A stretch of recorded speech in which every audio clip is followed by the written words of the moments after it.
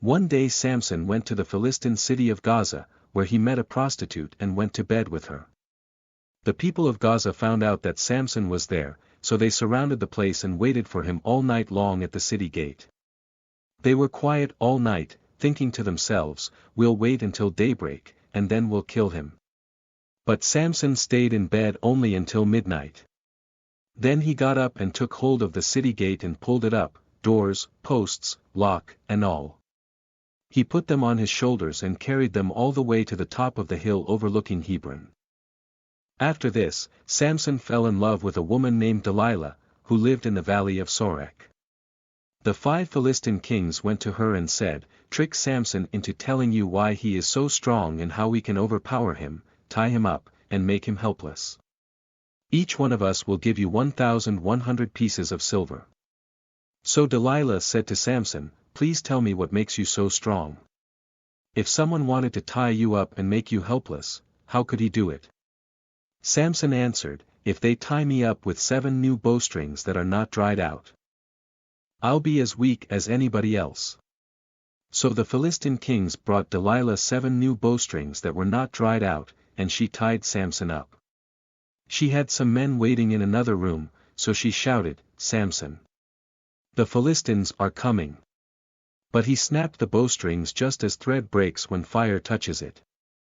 So they still did not know the secret of his strength. Delilah said to Samson, "Look, you've been making a fool of me and not telling me the truth.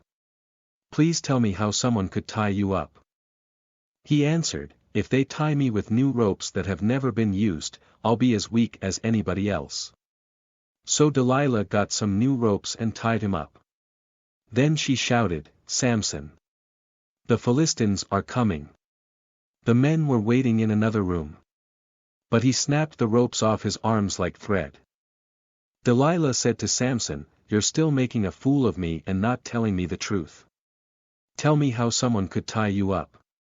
He answered, "If you weave my 7 locks of hair into a loom, and make it tight with a peg, I'll be as weak as anybody else." Delilah then lulled him to sleep, took his 7 locks of hair, and wove them into the loom. She made it tight with a peg and shouted, "Samson, the Philistines are coming."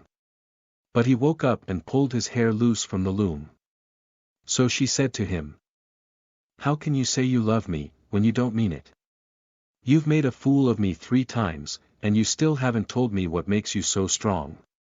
She kept on asking him, day after day. He got so sick and tired of her nagging him about it that he finally told her the truth. "My hair has never been cut," he said. "I have been dedicated to God as a Nazirite from the time I was born. If my hair were cut, I would lose my strength and be as weak as anybody else."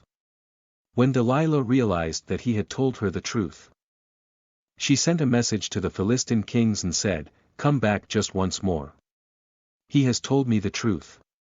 Then they came and brought the money with them. Delilah lulled Samson to sleep in her lap and then called a man, who cut off Samson's 7 locks of hair. Then she began to torment him, for he had lost his strength. Then she shouted, "Samson, the Philistines are coming." He woke up and thought, "I'll get loose and go free, as always." He did not know that the Lord had left him. The Philistines captured him and put his eyes out. They took him to Gaza, chained him with bronze chains, and put him to work grinding at the mill in the prison. But his hair started growing again. The Philistine kings met together to celebrate and offer a great sacrifice to their god Dagon. They sang, "Our God has given us victory over our enemy Samson." They were enjoying themselves, so they said, "Call Samson, and let's make him entertain us." When they brought Samson out of the prison, they made him entertain them and made him stand between the pillars. When the people saw him, they sang praise to their God, "Our God has given us victory over our enemy, who devastated our land and killed so many of us." Samson said to the boy who was leading him by the hand, "Let me touch the pillars that hold up the building. I want to lean on them." The building was crowded with men and women. All 5 Philistine kings were there, and there were about 3,000 men and women on the roof, watching Samson entertain them. Then Samson prayed, "Sovereign Lord, please remember me, please, God, give me my strength just once more, so that with this one blow I can get even with the Philistines for putting out my 2 eyes. So Samson took hold of the 2 middle pillars holding up the building.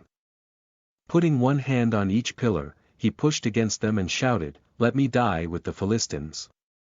He pushed with all his might, and the building fell down on the 5 kings and everyone else. Samson killed more people at his death than he had killed during his life. His brothers and the rest of his family came down to get his body.